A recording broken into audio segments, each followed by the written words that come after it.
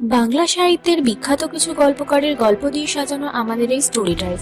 আসন্ন ভূত চতুর্দশী এবং কালীপুজো উপলক্ষে art in heart presented story ড্রাইভের নিবেদন শরদিন্দু বন্দ্যোপাধ্যায়ের লেখা কামিনী।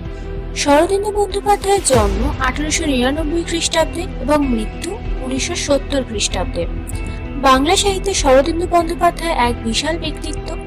আমাদের সকলের পরিচিত ব্যোমকেশ বক্সীর স্রষ্টা তো বটেই, তার সাথে লিখে গেছেন অজস্র ছোট গল্প, বেশ কয়েকটি উপন্যাস, কিশোরদের জন্য গল্প এবং চিত্রনাট্য। এছাড়াও তিনি লিখে গিয়েছেন কিছু ভৌতিক গল্প। আমাদের আজকের গল্পটি নেওয়া হয়েছে শরদিন্দু অমনিবাস পঞ্চম খণ্ড থেকে। শুরু হচ্ছে কামিনী।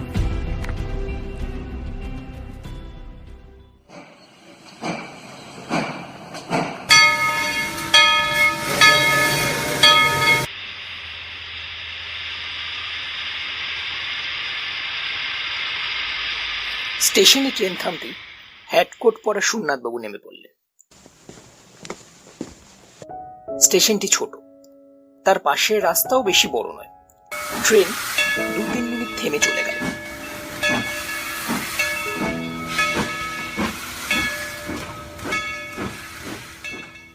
সোমনাথ ঘোষ একজন পোস্টাল ইন্সপেক্টর।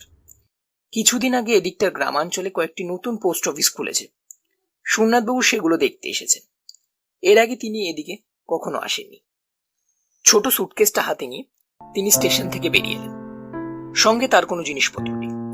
সুটকেসটির মধ্যে এক সেট প্যান্ট, ধুতি, গামছা, সাবান, ব্রাশ ইত্যাদি আছে।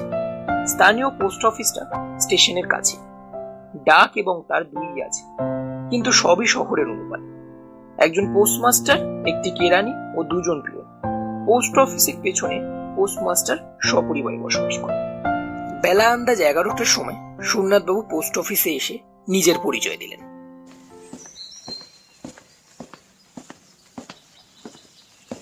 পোস্টমাস্টার কোথায়? আসুন।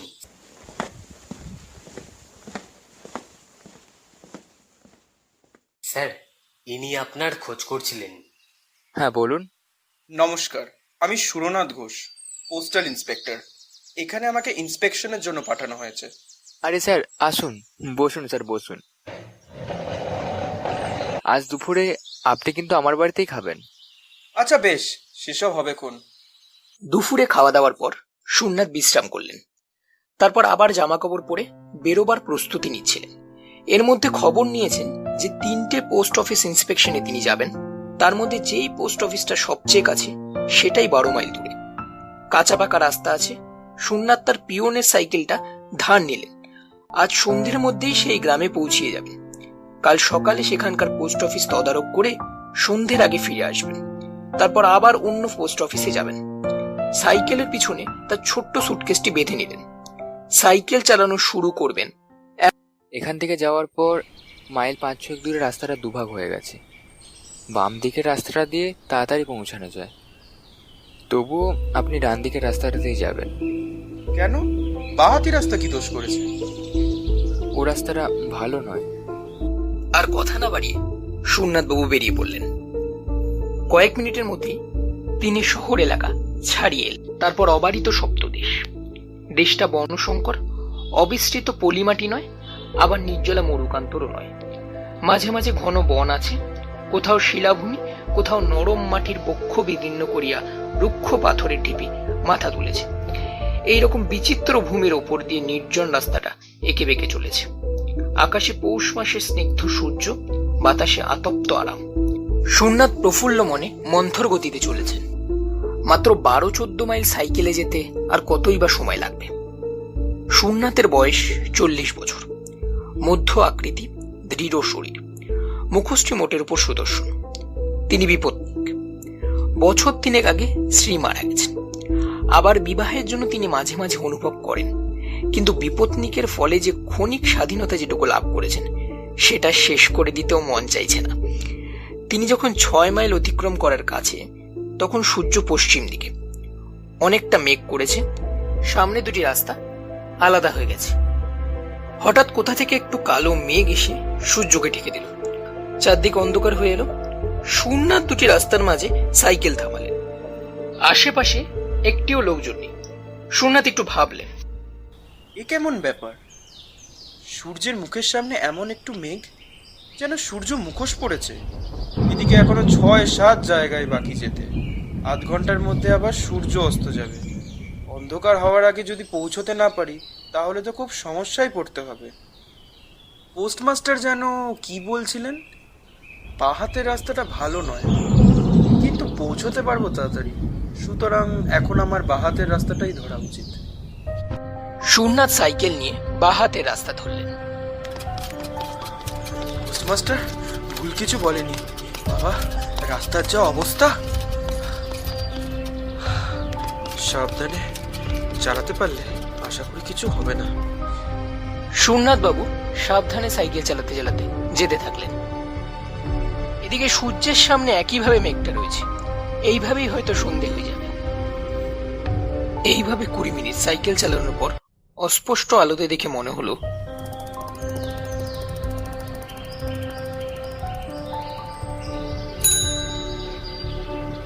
এ কি দেখছি, এতটা রাস্তা এলাম, এতক্ষণ একটাও বাড়ি দেখতে পেলাম না। এখানে যেন রাস্তার মাঝখান থেকেই কুটির। কিছুই তো বুঝতে পারছি না ঠিকঠাক। সামনে কি ওটা? বারবার যেন এদিক ওদিক করছে।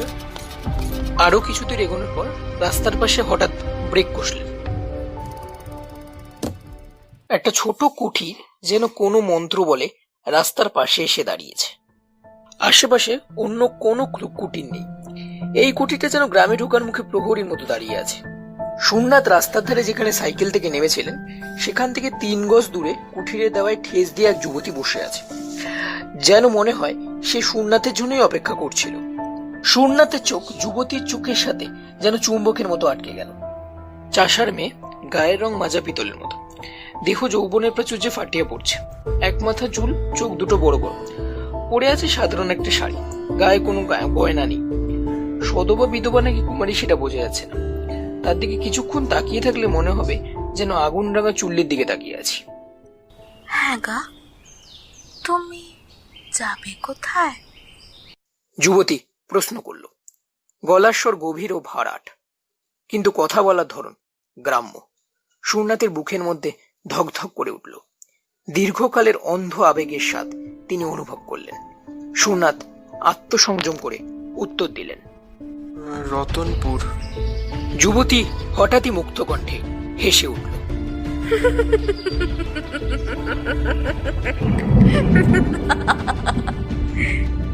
তার হাসিতে এমন একটা কিছু আছে যা পুরুষের স্নায়ু শিরায় আগুন ধরাইয়া দিতে পারে।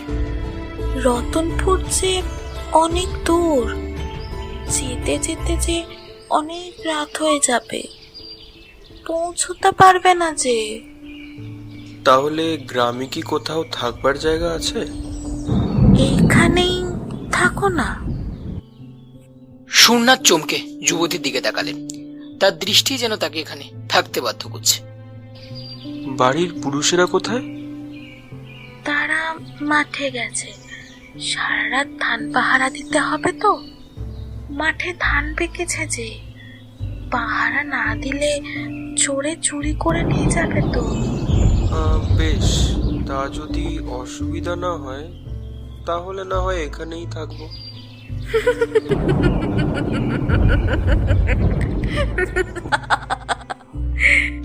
যুবতী আরো মুক্ত কণ্ঠে হেসে উঠল, বলল, তোমার ওই গাড়িটা দাওয়ায় তুলে রাখো, আমি আসছি। যুবতী এসে একটা মাদুর এনে দাওয়ার একপাশে পেতে দিল। এক ঘটি জল ও গামছা কুঠির পাশে রেখে বলল, যাও, হাত মুখ ধো। চা খাবে তো? আমি এক্ষুনি তৈরি করে আনছি। যুবতী ঘরে ঢুকে গেল। সুরনাথ হাত মুখ ধুয়ে বসেছেন। ঘরে প্রদীপ জ্বলে উঠল। এই নাও, চা এনেছি। চা দিতে গিয়ে আঙুলে আঙুলে ছোঁয়াছুঁই হলো। আমি রান্না চড়াতে চললুম। আমার জন্য আবার রান্না কেন? ঘরে মুড়ি মুরকি যদি কিছু থাকে তা দিলেই হবে। ও মা, মুড়ি মুরকি খেয়ে কি আর শীতের রাত কাটে? রাত উপসী হাতি টলে। তোমার অত লজ্জায় কাজ নেই, আমার 1 ঘন্টার মধ্যেই রান্না হয়ে যাবে। যুবতী চলে গেল। সুরনাথ চায়ের বাটিতে চুমুক দিলেন। পিতলের বাটিতে গুড়ের চা, কিন্তু খুবই গরম, তাই পান করতে করতে শরীর বেশ চাঙ্গা হয়ে উঠল। সুরনাথ লক্ষ্য করেছিলেন কুঠিরের মধ্যে 2টো ঘর, একটি রান্নাঘর, অন্যটি শোবার ঘর। ভাবছিলেন হয়তো রাতে তার শোবার ব্যবস্থা এই দাওয়াতেই হবে। সে একদিকে ভালোই হবে, কোনো মতে রাত কাটিয়ে ভোর ভোর বেরিয়ে পড়া যাবে। ঘন্টাখানেক পরে যুবতী দ্বারের কাছে এসে বলল, ভাত বেড়েছি, খাবে এসো। সুরনাথ উঠে ঘরে গেলেন। বাইরে ঠান্ডার তুলনায় ঘরটা একটু গরম। পীরের সামনে ভাতের থালা, প্রদীপটা কাছে রাখা হয়েছে। আয়োজন সামান্য, ভাত, ডাল এবং একটা চচ্চড়ি জাতীয় তরকারি। সুরনাথ খেতে শুরু করলেন। এই কথা বলতে বলতে যুবতী ঘরের এদিক ওদিক ঘুরে বেড়াচ্ছে। সুরনাথ লক্ষ্য করল রান্না করতে করতে যুবতী কখন পায়ে আলতা পড়েছে। যুবতী খুবই সহজভাবে কথা বলছে। গ্রামে থাকো? সুরনাথ ভাবল এই শীতে যুবতী তার এত উপকার করল, কাজে এসেছি, তার সঙ্গে কলকাতায় নিষ্ঠা লাভ করা উচিত। এখানে কি কাজ? আমি একজন পোস্টার ইন্সপেক্টর। কি কি চিটর?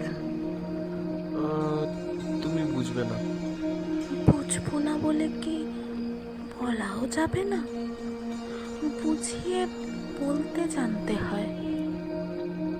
চিঠি জানো তো, গ্রামে গ্রামে গিয়ে চিঠি দেয় যারা। হ্যাঁ, পিয়ন। ওদের একটা অফিস হয়, আমি সেইখানেই কিছু কাজের জন্য এসেছি। রতনপুর কি এই জন্য যাচ্ছিলে? তোমার নাম কি?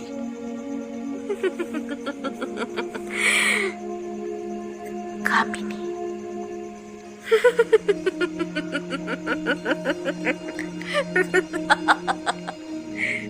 খাওয়া হয়ে গেলে সুরনাথ মুখ হাত ধুতে গেলে কামিনী বলে, পাশের ঘরে বিছানা পেতে রেখেছি, শুয়ে পড়ো গিয়ে।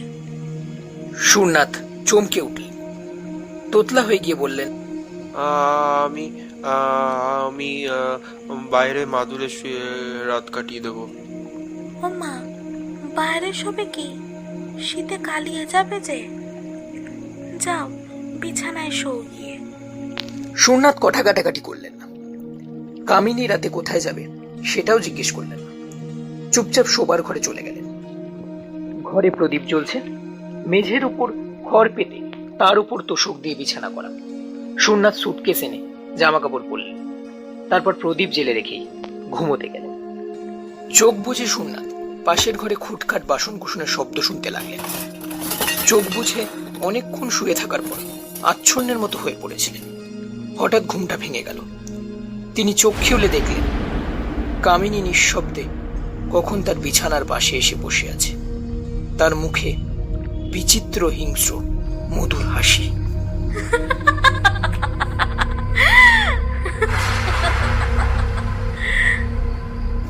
তিন দিন পর্যন্ত সুরনাথ যখন ফিরে এলেন না, তখন পোস্টমাস্টার উদ্বিগ্ন হয়ে উঠেছেন। কেবল সুরনাথের জন্য নয়, সেই সঙ্গে পোস্ট অফিসের সম্পত্তি সাইকেলটিও গেছে। পোস্টমাস্টার বাধ্য হয়ে পুলিশে খবর দিল। পুলিশ খোঁজ নিল। সুরনাথের যে 3টি পোস্ট অফিসে যাবার কথা ছিল সেখানেও তিনি যাননি।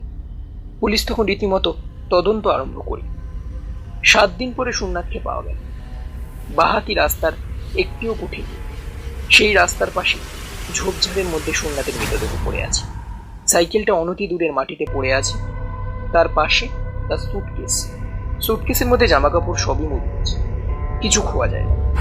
সুরনাথের দেহে কোথাও আঘাত ছিল না, কিন্তু দেহটি প্রাচীন মিশরীয় মমির মতো শুষ্ক ও অস্থি চর্মসার হয়ে গেছে, যেন রক্তচোষা বাদুড়ে দেহটা শুষে নিয়েছে। পুলিশ হাসপাতালে লাশ চালান দিল। পোস্টমাস্টার যখন সুরনাথের মৃত্যু বিবরণ শুনলেন, তখন তিনি আক্ষেপে মাথা নাড়িয়ে বললেন, আহারে, কামিনী ডাইনির হাতে পড়েছিল বেচারা।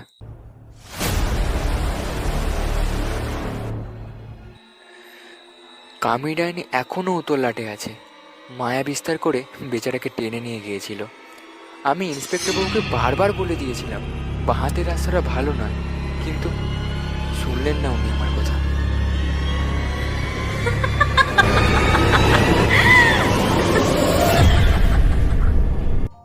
এতক্ষণ শুনছিলেন ভূত চতুর্দশী এবং কালী পুজো উপলক্ষে শরদিন্দু বন্দ্যোপাধ্যায়ের লেখা ভৌতিক গল্প কামিনী। গল্পের সূত্রধর আমি পর্ণা, গল্পকথক সৌম্য। গল্পের নাম ভূমিকায় অভিনয় করেছে সৌম্যনেত্রা, সুরনাথের ভূমিকায় সৌরভ, পোস্টমাস্টারের ভূমিকায় ত্রিশীল, কিরানির ভূমিকায় সাগর। গল্পের নাট্যরূপ এবং নির্দেশনা দিয়েছে সৌম্যনেত্রা, সম্পাদনা করেছে সাগর, অর্পণ, কমলেন্দু। আপনাদের যদি আমাদের গল্পগুলো শুনে ভালো লেগে থাকে তাহলে লাইক, কমেন্ট আর শেয়ার করতে ভুলবেন না। Subscribe our channel and press the bell icon. বর্তমান এই পরিস্থিতিতে সকলেই ওয়ার্ক ফ্রম হোম করছে, আমাদের ক্ষেত্রে তার ব্যতিক্রম ঘটেনি, তাই কোনো ভুল ত্রুটি হয়ে গেলে দয়া করে মার্জনা করবেন। স্টোরি ড্রাইভ আবার হাজির হবে নতুন আরেক রোমাঞ্চকর গল্প নিয়ে। আজকের মতন সবাইকে বিদায় জানাই। Stay home, stay safe.